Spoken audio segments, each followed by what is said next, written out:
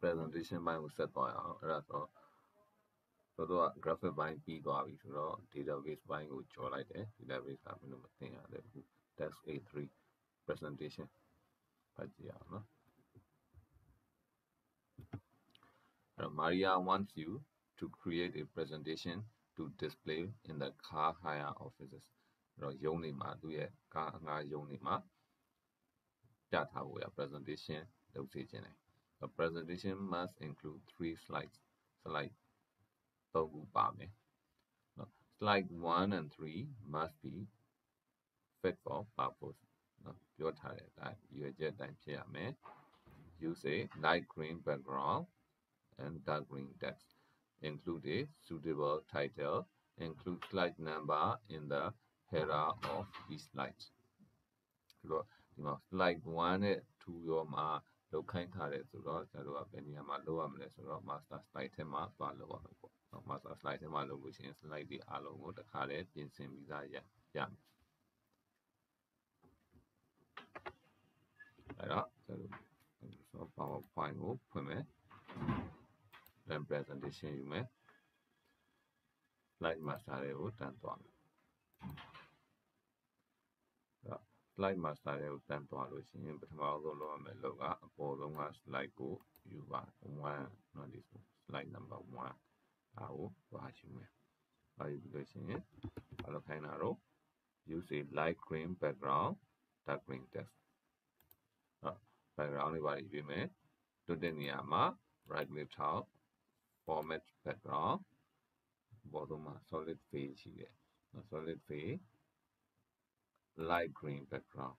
dark green text တော့ text ဆိုတော့ဒီ text တွေကို select မှာလိုက်မယ်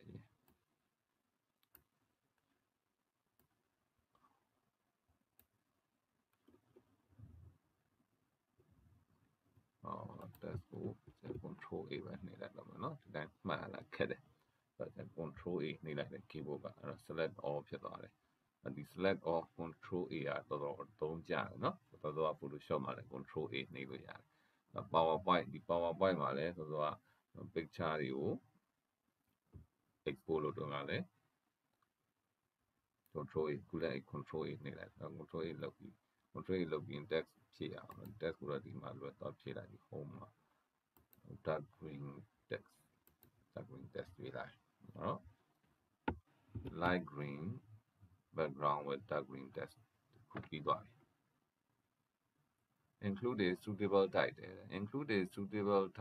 တော့တို့ဘာ title တက်ရမှမသိသေးဘူးထားလိုက်အောင် include slide number in the header of each slide slide number ဆိုတော့ slide number ဆိုလို့ရှိရင်တို့ဒီပုံစံလေးကိုပြောတာ slide number ဆိုတာဒီမှာ headline လေး headline ရဲ့ slide number headline ရဲ့ slide number ကိုသူက header in the header of each slide လို့ပြောတာဆိုတော့ header ဆိုတော့ပေါ်ထည့်ရမှာဒါ footer မှာရောက်နေတဲ့ပုံစံမျိုးအောက်မှာရောက်နေဆိုတော့ငါတို့ slide number ကိုပေါ်မှာထည့်မယ်ဆိုတော့သူ့ကိုဒီဘောင်လေးကိုနှိပ်ပြီးတော့မှပေါ်တင်လိုက်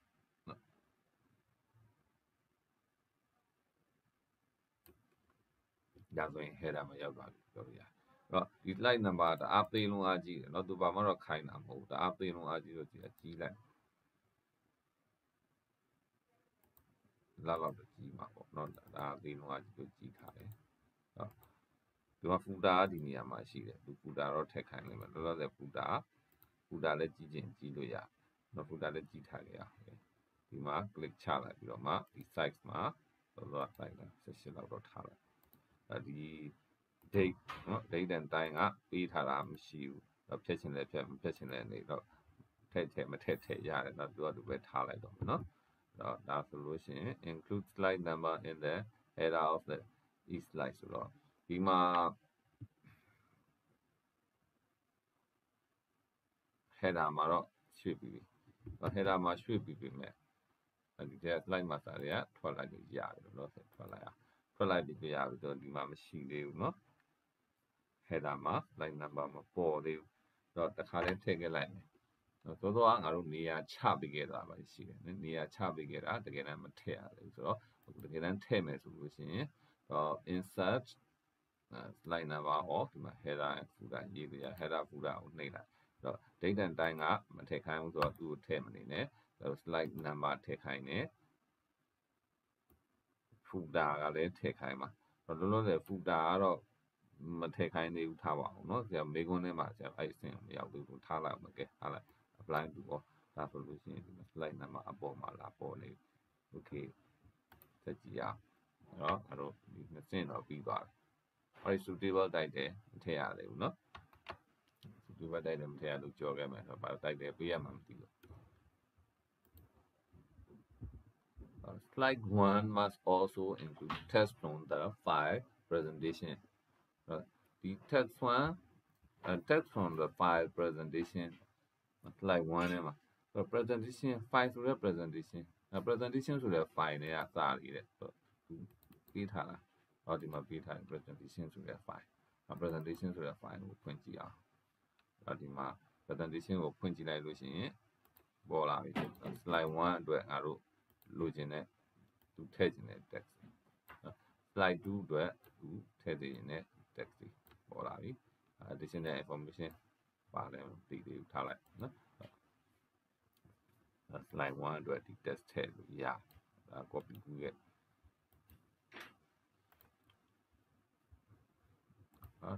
slide 1မှာတဲ့ဟောဒီ slide 1မှာစာရီထည့်မယ် image 1ထည့်မယ်edit 1ထည့်မယ် edit 1ဆိုတာက edit 1ဆိုတာကအဲ့လိုသူတို့ကလုပ်ခဲ့တဲ့ image ကိုငါတို့လုပ်ခဲ့တာရှိလား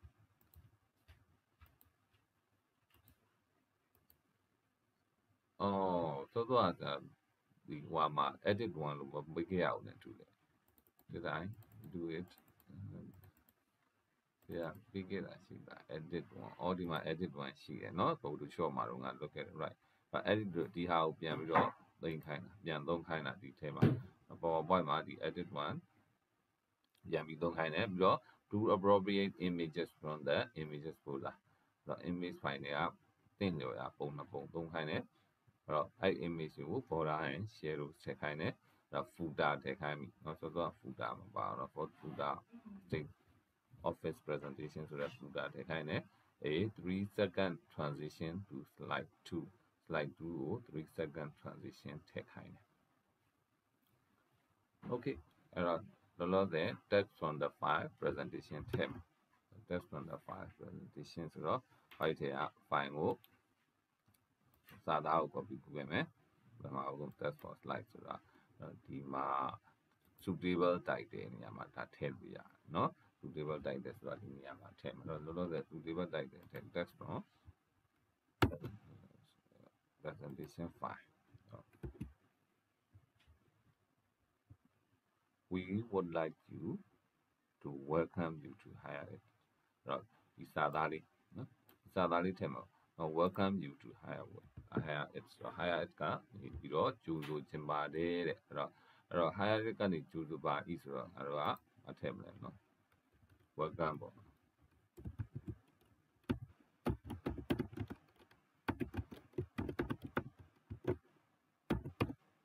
လူပြောထားတယ်လို့ပဲသူ့ရဲ့စာသားကိုပဲလိုက်နေပြီးတော့ခေါင်းစဉ်တက်လိုက်မယ်ဒါဆိုရင်အဲ့လိုခေါင်းစဉ်နဲ့စာသားရ okay ဆိုတော့နည်းနည်းလောက်ညှိလိုက်မယ်ပုံ၃ပုံထည့်ခိုင်းထားတယ်ဆိုတော့ပုံ၃ပုံထည့်ရအောင်ဒါတွေကို bottom မှာခက်လက်ကောင်းထားအောင်အောက်ချမလား okay ခက်လက်ကောင်းပါအဲ့တော့ပုံ၃ပုံထည့်ဖို့ပါနေရာချလိုက် okay အဲ့တော့သူကပါပုံ၃ပုံထည့်ခိုင်းလို့ဆိုတော့ဒီမှာ edit 1ရဲ့ appropriate to appropriate image edit 1ထည့်မယ်ဆိုတော့ picture this device မင်းတို့ရဲ့ exam folder ထဲမှာ edit 1တော့လုပ်ခဲ့တဲ့ Photoshop မှာလုပ်ခဲ့တဲ့ edit 1ကိုသွားပြီးတော့ထည့်မယ် edit 1 insert okay ဒီပုံကိုထည့်ခိုင်း ဒီပုံကနော်ဘယ် size ထည့်မယ်လို့ဘယ် size ထည့်ရမယ်လို့ပြောမထားဘူးဆိုတော့သိလိုက်မယ် size ဒီကြပြောမထားဘူးဆိုလို့ရှိရင်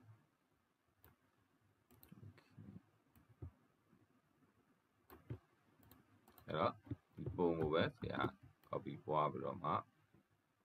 ထည့်လိုက်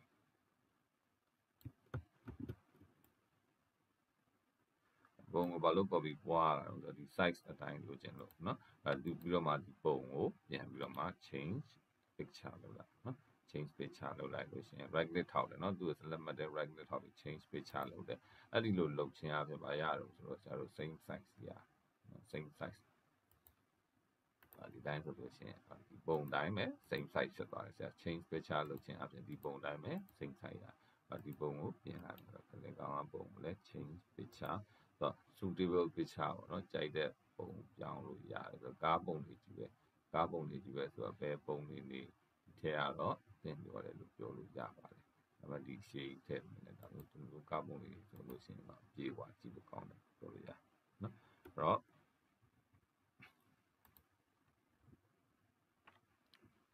that's from presentation ပါပြီ image 1 ပါပြီ do appropriate image for image from image folder ပါပြီ borders and shadows ထည့်ရမယ်အဲ့တော့3ခုလုံးကိုselect မှတ်လိုက်ဆရာ shift ကိုင်ပြီးတော့3ခုတစ်လုံးကို select မှတ်လိုက်တယ်ဒီ picture format ထဲမှာဒီမှာလဲရွေးလို့ရတယ်ဒီမှာလဲရွေးလို့ရတယ် picture border ဒီမှာနှိပ်လိုက်ပြီးတော့ picture border မှာborder 2တက်လောက်ထူလိုက်ပေါ့နော်တော့ဒီ point လောက်ထားလိုက်တော့တိတာပါအောင် border color ကိုလိမ့်ပါလေးပေးလိုက်မယ်ပြီးတော့မှ effect မှာ shadow picture effect မှာအရေးကတော့ကြိုက်တဲ့ပုံ shadow effect လို့ပြောတာ okay ပုံလေးကကောင်းမှထင် offset button ဒါဆိုလို့ရှိရင် border and shadow effect ရပြီဟုတ်လား border and shadow ပြီးပြီ footer that state office presentation footer မထည့်ရသေးဘူး okay insert header footer မှာစောစောကအဲ့လို slide number ပဲထည့်ခဲ့တာ footer ထည့်မယ်ဆိုလို့ရှိရင် footer ကိုဟွန်မယ်ထည့်မယ်စကားလုံးကရိုက်ထည့်မယ် office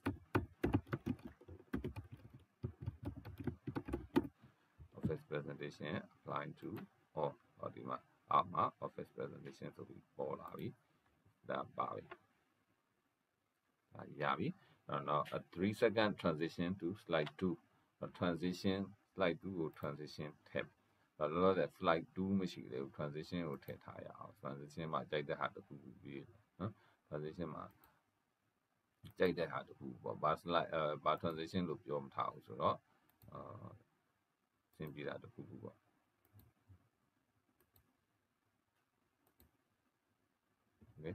ဒီတစ်ခုရွေးလိုက်မယ်နော် shape ထားလိုက်ပါဒီမှာ duration က3 second transition လို့ပြောတာအတွက်3 second ဖြစ်အောင်3 apply to all နော် apply to all နေမယ်ဒါမှအဲ့လိုနောက်လာတဲ့စာမျက်နှာတွေလည်းဒါဖြစ်သွားအောင် apply to all နေလိုက် okay ဒါဆိုလို့ရှိရင်ပြီးပါပြီ slide 1အကုန်လုံးပြီးသွားပြီအဲ့တော့ဒီနေရာမှာဒီအဆင့်မှာနော်ဆရာဘာလုပ်စေချင်လို့ဆိုတော့ဒီ2တွေပါတယ်မလုပ်ခင်မင်းကို presentation ကိုအရင် save လုပ်စေချင်တယ်။ဘာလို့ဆိုတော့ဂျားထဲမှာ somewhere ဖြည့်နေတာနော်ဒါတွေလုပ်ပြီးထားအများကြီးပဲလုပ်ပါပြီ။လုံးဝ save မလုပ်ရသေးဘူး။အဲ့တော့ဒါတို့လွတ်နေတာဖြစ်နိုင်လို့ရှိရင် PowerPoint ဆိုလို့ရှိရင်ကတော့ PowerPoint လုပ်နေလို့ရှိရင်ကတော့နော်တန်းပြီးတော့မှတစ်ချက်လောက်လုပ်လိုက် Control S နှိပ်လိုက်တစ်ချက်လောက်လုပ်လိုက် Control S နှိပ်လိုက်ဒါမျိုးလုပ်စေချင်တယ်။ save the presentations as office ဆိုပြီးတော့တင်ခိုင်းတယ်။တော့ file save နော်ဘာနာမည်မှငါတို့မပေးရတော့တန်းပြီးတော့မှ save လုပ်လို့ရတယ်။သူက save the presentation as လို့ပြောပေမဲ့ငါတို့ကဘာမှနာမည်မပေးရသေးတော့စပြီးတော့မှ save ကိုနှိပ် save နှိပ်မယ်။ save နှိပ်တဲ့အချိန်မှာ save as ပဲသွားတာပါပဲသူသွားတော့ okay ဒါမင်းတို့ရဲ့ exam folder တွေကိုသွားပြီးတော့မှ save လုပ်အောင်ပေါ့နော်နေရာတကျ save လုပ်တတ်အောင်ကျင့်နေရာမကြလို့ရှိရင်somewhere save ပေးလို့ရ office ဆိုပြီးတော့ save လုပ်ခိုင်းနော် office လားဟုတ်လားဒီမှာ office ဆိုတော့ save လုပ်ခိုင်းတယ် save okay ဒါဆိုလို့ရှိရင်slide 1ပြီးပါပြီ 2 slide 2 must also include a text from presentation ဒီ presentation file နဲ့ text တွေ text ဆိုဒီpoint 3 point ထည့်ခိုင်းတယ် point 3 point ပါမယ် telephone number and bold ဘိုးလောက်ထားတယ်တိတာထင်ရှားအောင်လောက်ထားတယ်ဘိုးလောက်ထားတယ် telephone number ထည့်ခိုင်းတယ် animation on each bullet so they appear separately ဒါ bullet ဒီမှာ bullet point 3 ခုပါတယ် bullet point 3 ခုကို animation တည်တံ့ပြီးလုပ်ပေးမယ်နော် separately ဆိုတော့တစ်ခုချင်းပေါ်လာအောင်လို့ 3 second transition okay အဲ့ဒီတော့ point 3 point နဲ့ point 3 point နဲ့ကောင်းစင်တယ်ပဲသူကလည်းဘာမှမထူဘူးဆိုတော့ဒီစာသားတွေနဲ့ copy ကူးခဲ့လိုက်မယ်အထူးခြားခြားပုံစံမဟုတ်ဘူး point 3 point နဲ့ခေါင်းစဉ်နဲ့ point 3 point နဲ့ခေါင်းစဉ်နဲ့ဆိုတော့အဲ့ဒါဒီ title slide ဆရာဒီတိုင်းပဲပြန်သုံးလာမယ် title slide ပြန်ယူလိုက်မယ်နော် title slide ယူမယ်ဒီမှာ point 3 point ထည့်မယ် point 3 point ကိုဒီမှာ paste လုပ်ချလိုက်ဒါပြီးနေတယ်ဒီခေါင်းစဉ်ကိုပေါ်တင်ထား point 3 point ကတအားသေးနေတယ်ကြားထဲမှာလိုအပ်တာတွေကိုဖြတ်လိုက်မယ် okay ဒါဒီ point 3 point ကို to left alignment လုပ်လိုက်မယ် okay နည်းနည်းတော့ချက်ကြည့်မယ် point 3 point ကိုကြည့်လာရပြီအဲ့တော့သူကလုပ်လို့ရတဲ့ပုံစံတွေသူတို့လုပ်ပေးမဲ့ပုံစံတွေပြောထားတယ်ဆိုတော့အဲ့လိုခေါင်းစဉ်အနေနဲ့တပ်ပေးလို့ရတယ် our services ဆိုပြီးတော့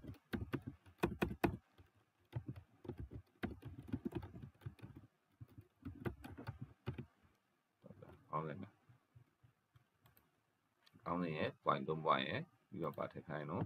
telephone number and bold ဒီမှာပုံထည့်ခိုင်းထားတာမရှိဘူးဆိုတော့သူက point 3 point ကိုထည့်ပေးရင်လည်းကြီးပေါ့ okay telephone number ကြီးထည့်ခိုင်းတယ်နော်ထင်ထင်ရှားရှား important လောက်ထားတဲ့ telephone number ထည့်ခိုင်းတယ်တဲ့ဆိုတော့ telephone number ကဒီမှာ telephone number ဒီမှာဆိုတော့သူ copy ကူးခဲ့မယ်အဲ့ telephone number ကိုဘယ်လိုထည့်မလဲထင်ထင်ရှားရှားထည့်ခြင်းတယ်ဆိုတော့အားလုံးဒီ call out စီမှာလည်းထည့်ပြီးတော့ထားပေးလို့ရကြီးပေါ်လွင်ထင်ရှားအောင်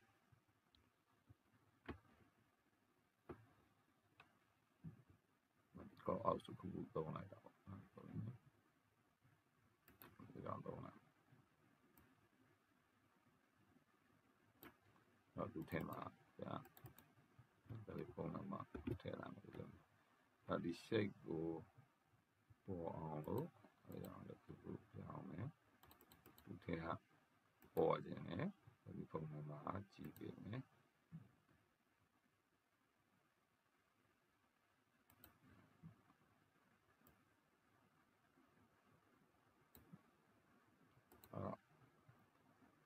လောက်ဆိုပြေလို့ဖြစ်မှာနော်အဲ့တော့ဒီထဲလိုက် okay ဒါဆိုရင်လာပြီလား text from presentation ပါပြီ phone number and bullet ဖြစ်ပြီ animation on each bullet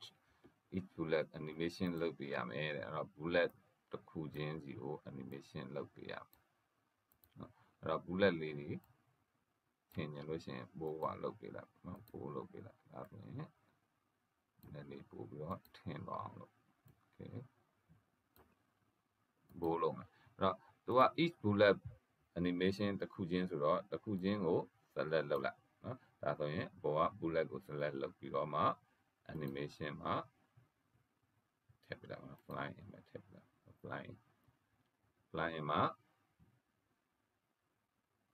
animation ကပါပြောထားတော့ဘာမှပြောမထားဘူးဘယ်နှစက္ကန့်လဲပြောမထားဘူးဆိုတော့ fly in ပဲထည့်လိုက်နောက်တစ်ခု select မှတ်ပြီးလို့ရှိရင် fly in ပဲလို့တခြား animation ပဲလို့တော့ဒါက float တယ်လို့လည်းဒီဟာတော့ float တယ် okay ဒီမှာအဆုံးကနောက်တစ်ခုပေးလိုက်ဒါဆိုလို့ရှိရင်ဒီ1 2 3နော် each bullet each animation ရစမ်းကြည့်အောင်ဒါ3 second transition လာမယ်တစ်ချက်နှစ်ချက်သုံးချက်အဲ့တော့ဒီပြီးတန်လာမယ်အဲ့တော့ပြီးသွားပြီဆိုလို့ရှိရင် end of slide show ဆိုပြီးတော့လာတယ် okay မှန်တယ် animation on each bullet ပြပြီ3 second transition to slide 3တဲ့ slide 3 3 second transition ကတော့ဆိုတော့ blind to all လောက်ထားတာပဲလုပ်ပြီးသားဖြစ်မယ်ထင်တယ်အဲ့တော့နောက်တစ်ခုရေးကြည့်တာက save လုပ်နော်ခဏခဏ control s လုပ်ပြီးမယ် save လုပ်ပြီးမယ်နော်ဒါမိုးဝဲမှာပြတ်မှာဆိုလို့ slide 3ပါလို့ခိုင်းတာတော့ slide 3က background image ထည့်ခိုင်းတယ် company name clearly visible company name ကြီးထည့်ခိုင်းတယ် serial font နဲ့ size 60နဲ့နော်3 second transition to slide 1ဆိုတော့သူကဘာမှပြောမထား background image ထည့်ခိုင်းတယ် slide show must be set so that it loops နောက်ဆိုတော့2ပြီးလို့ရှိရင်သူက1ကိုပြန်မရဘူး loops မဖြစ်ဘူးလို့ပြောချင်တာเนาะဒီမှာကျ loops လောက်ခိုင်းတယ် okay slide 3ထဲမှာဘာမှပြောမထားဘူးဒီမှာ additional information ဆိုပြီးဒါတွေပေးထားတော့ငါတို့ဒါတွေထည့်လို့ရသေးတယ်ဆိုထားလိုက်အောင်ဒါတွေထည့်လိုက်မယ်ကွာ copy ဘာမှပြောမထားဘူးဆိုတော့ additional information တွေ slide 3ထဲမှာထည့်လိုက်မယ် background image နဲ့ company name ပါမယ် okay slide 3 home new slide နာမည်နဲ့ background image နဲ့ဘာမှမပါတဲ့ session ထဲတာဒါပဲယူလိုက်အောင်ပဲကြိုက်တာယူလို့ရပါတယ် blank ယူလည်းရ okay သူက company နာမည်ထည့်တဲ့နေရာမှာသုံးလို့ရတော့ company number က higher အကြီးနဲ့ company နာမည်ကိုသူက serial font size 60လို့ပြောထားတယ်အဲ့တော့ serial font နော်ဆိုတော့သုံးစံအတိုင်း serial ဆိုတော့ time မျိုးလိုမှသွားယူလိုက်မယ်တကယ်တမ်းကဒီလိုတွန်းဖြစ်လို့ရှိရင်ကြိုက်တဲ့ font သုံးလို့ရပါတယ်60ဖြစ်ပြီးသား60ဖြစ်ပြီးသားဆိုတော့ higher 60ဖြစ်ပြီးသားဒီလိုတင်လိုက်စာပါဆိုတော့ဖုန်းနံပါတ်တို့အဲ့ထည့်လို့ရ okay အဲ့တော့ဒီစာသားမှာထူးခြားခြားလေးဖြစ်သွားအောင်သူတို့ select မှတ်ပြီးတော့မှဒီ convert to smart ပြောင်းလိုက်နော်အတိုင်းလေးဖြစ်သွားမယ်ဒါဆိုရင်ပို့ပြီးတော့ကြည့်လို့ကောင်းတော့ပေါ့နော်လောက်ရမယ်မဆိုးလို့ကိစ္စမရှိဘူးလောက်လို့မလုပ်လို့ကြည့်လို့လှပါအောင်လေးလောက်လိုက်ဒီမှာပြောင်းလိုက်မယ် background image ထည့်ခိုင်းတယ်အဲ့တော့ format background ဒီဘက်မှာပေါ်ပြီးတော့ format background မှာငါတို့ဘာလုပ်လို့ရအောင်ဆိုတော့ဒီတိုင်းထည့်လည်းရတယ်ဒါမှမဟုတ် picture ဒီမှာ picture နေရာမှာ insert လုပ်လည်းရတယ်ဆိုတော့ insert picture အနေနဲ့ထည့်လည်းရတယ် background ဒီ background အနေနဲ့ပုံထည့်လို့လည်းရတယ်ဒီပုံထည့်လို့လည်းရတယ်ဒီပုံလေးတွေတော့မတင်တော့ဘူးเนาะဒီပုံဖြစ်ဖြစ်ဒီပုံဖြစ်ဖြစ်ပေါ့ဒီပုံကပို့ပြီးတော့တင်တော့တယ်လားစမ်းကြည့်အောင် insert background ဒီလိုဖြစ်လာ ဒီလိုလုပ်လိုက်လို့ရှိရင် background ကိုမှိန်လို့လည်းရမယ် transparent လုပ်လို့ရတယ်မပေါ်တော့ကျန်တဲ့ဟာတွေမပေါ်တော့ငါတို့မှိန်လိုက်လို့လည်းရ background အဲ့တော့မမှိန်ခြင်းလည်းမလုပ်မလဲဒီ higher edge ကိုဒီ shape ကို fill လုပ်ပေးလိုက်မယ် shape format မှာ shape fill okay and အခု shape fill လေးလုပ်ပေးလိုက်လို့ရှိရင်ဒါ company name ကပေါ်သွားပြီ။ဒါလောက်ရမယ်တော့မဟုတ်ဘူးမလုပ်လည်းရတယ်။ဘာလို့လဲကောင်ပို့လိုက်ပို့ပြီးတော့ဖြစ်တော့ဒါဆိုလို့ရှိရင် background ကိုတိတ်မိန်စရာမလိုတော့ဘူးမိန်ရင်တော့ဒီဘက်မှာ transparency ထည့်ပေးလိုက်မိန်လို့ရှိရင်တော့ပို့ကောင်း။ Okay ဒါတွေကတော့ကိစ္စမရှိဘူး။အမှပေးတဲ့ထင်မှာဒါတွေမပေါမိန်တာတွေမမိန်တာတွေအဲ့တော့ငါတို့က background image ရပြီ company name serial font နဲ့ size 60ရပြီ3 second transition to slide 1နဲ့ slide 1ကိုပြန်ပြီးတော့သွားမယ်တဲ့เนาะ transition ကအဲ့တော့သူတို့3ကနေပြီးတော့1ကိုပြန်သွားမှာဆိုတော့ loop ဖြစ်မယ်လို့ပြောတာဒီနှစ်ချက်ကအတူတူပဲเนาะဒီ point နှစ်ချက်ကတစ်ခါလေးလောက်အောင်အဲ့တော့ဒီမှာကဘယ်လိုဖြစ်နေလဲဆိုတော့အဲ့တို့ slide show ကြည့်လိုက်လို့ရှိရင်เนาะ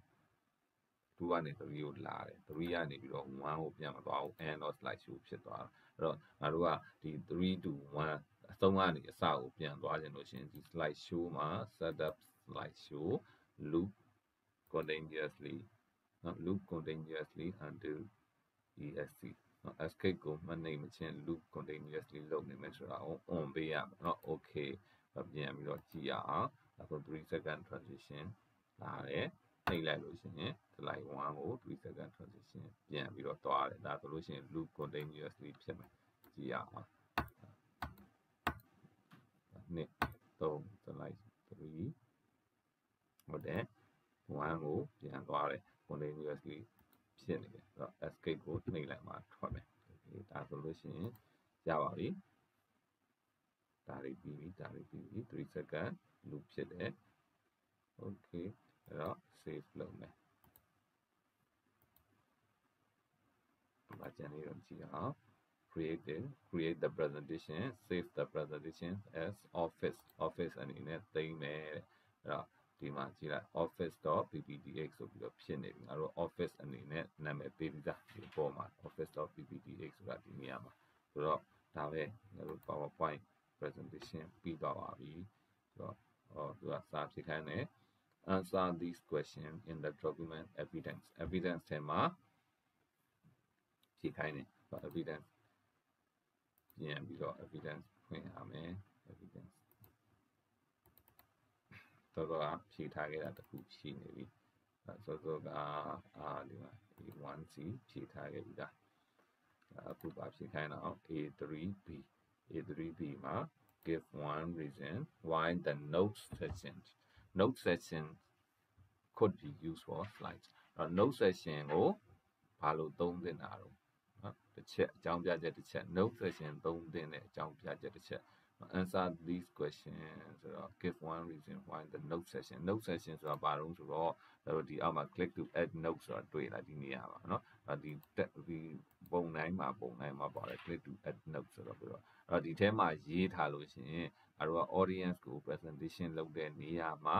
audience ကမမြင်ရဘူးကိုကမြင်ရမယ်ဒီ note တွေပေါ်လာနေမယ်เนาะဘေးမှာလောလောဆယ်ကျွန်တော် projector နဲ့ချိတ်ထားမှအဲ့ note section ကပေါ်မှာဆိုတော့လောလောဆယ်ပြလို့မရဘူးဒါပေမဲ့ဒီမှာ notes နေရာမှာထားပါတော့ဒီမှာ note တွေဒီကောင်ကို copy ကူးပြီးတော့ note နေရာမှာထည့်ပြနော် copy ဒီ1ရဲ့ note ထဲမှာထည့်လိုက်တယ်ထားပါတော့ဒီမှာ paste လုပ်ချလိုက်ဒါဆိုရင်1ရဲ့ note ထဲမှာဒီကောင်လေးရောက်သွားနော်အဲ့တော့ note section ကဘာလို့သုံးလို့ရအောင်ဆိုတော့ဒီ presentation လုပ်တဲ့အချိန်မှာမင်းတို့ projector နဲ့ချိန်လိုက်တဲ့အချိန်မှာဆရာဒီ screen ပေါ်မှာလာပြတယ်တစ်ချက်နောက်တစ်ချက်ကငါတို့ print out လုပ်တဲ့အချိန်မှာလည်းသုံးလို့ရတယ် note section ကဒီမှာ print မှာprint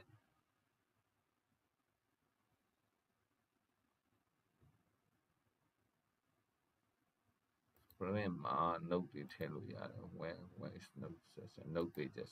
note pages တွေထည့်လိုက်လို့ရှိရင်ဒါ audience ကိုဝေလို့ရတယ်ဒါတွေ print ကိုเนาะဒီစာသားနဲ့เนาะဒီစာမျက်နှာနဲ့ဒီ note section မှာဒီစာသားတွေထည့်ထားလိုက်တယ်ဆိုလို့ရှိရင် print ထုတ်ပြီးတော့မှ audience ကိုဝေတဲ့နေရာမှာလည်းသုံးတယ်ဒီ note section ကအဲ့တော့ note section ကသုံးတာကကျွန်တော်တို့ဒီ additional information presenter တွေမေ့သွားမှာဆိုလို့เนาะ presenter တွေက present လုပ်ရင်လည်းမေ့သွားမှာဆိုလို့ remind လုပ်တဲ့စာသားတွေလည်းထည့်လို့ရတယ် presenter တွေ additional information တွေထည့်လို့ရတယ်ဒါမှမဟုတ်လို့ရှိရင်ကျတော့ audience handout တွေเนาะမင်းတို့ပရိသတ်အတွက် handout တွေကို print လုပ်ဖို့ရတယ်ဒီ note section ကိုသုံးလို့ရတယ်ဒါဆိုလို့ရှိရင်စာမျက်နှာနဲ့ notes နဲ့သူက print လုပ်လို့ရတဲ့ပုံစံမျိုးပေါ့เนาะအဲ့တော့မိကုံးက one reason why note section the note section could be used for slides number 1 text A3B text A3B number 1 number 1ကadditional information ပဲရေးလိုက်ကြအောင်เนาะ it provides additional information for the presenter ဒါဆိုရင်ရတမှတ်ပဲပေးတယ်ဆိုတော့ဒုတိယအမေခွန်းက give one reason why the master slide should be used when creating presentation အဲ့တော့ဆက်စလာခြင်းဆရာတို့ master slide ထဲကိုသွားပြီးပြင်တယ်လေအဲ့တော့အဲ့ဒါဘာလို့ပြင်လဲဘာလို့ပြင်ရဆို master slide ထဲမှာသွားလို့လို့ရှိရင်နောက်လာတဲ့ slide တွေအားလုံးကအဲ့ဒီပုံစံအဲ့ဒီ design ပဲရမယ်ဆိုတော့ design consistent ဖြစ်တယ်ပေါ့နော် design consistent ဖြစ်တယ်ဒီတစ်ခုတည်းကိုတစ်ခါတည်း master slide ထဲမှာအကုန်လုံးပြင်ထားပြီးသားဖြစ်တဲ့အတွက် time saving ဖြစ်တယ်လို့လည်းပြောလို့ရတယ် master slide ထဲမှာသွားပြင်လို့ရှိရင်အကုန်လုံးပြင်ပြီးသားဖြစ်တဲ့အတွက် customizable layout ဆိုလည်းပြောလို့ရတယ်ဆိုတော့အဲ့တော့ဒီ design consistent ဖြစ်တယ်ပဲပြောလိုက်မယ်နော် design consistent ဖြစ်တယ် give one reason why master slide should be used ဆိုတော့ design consistent ဆိုတာ design consistent တညီရဲဖြစ်တယ် to set a uniform slide uniform style across all slide ထားတော့လို့ရေးတာနော် to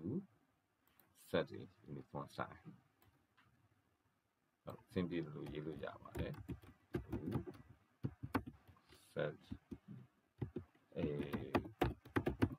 uniform style ဒါက design consistent ကိုတူလို့တာเนาะ across all slides ဒါဆိုလို့ရှိရင် save လုပ်မယ်ဆိုတော့ resave လုပ်ခိုင်းတယ်ဟုတ်တယ်မလားဒီမှာအောက်မှာ resave evidence လုပ်ပေးထားတယ်ဆိုတော့ evidence ကို resave ဒါဆိုလို့ရှိရင်အဲ့တော့ presentation 19မှာကိုပြီးသွားပါပြီအဲ့တော့နောက်တစ်ပိုင်းမှာဆက်ရအောင်ဘယ်လိုလဲဒီတစ်ပိုင်းရမယ်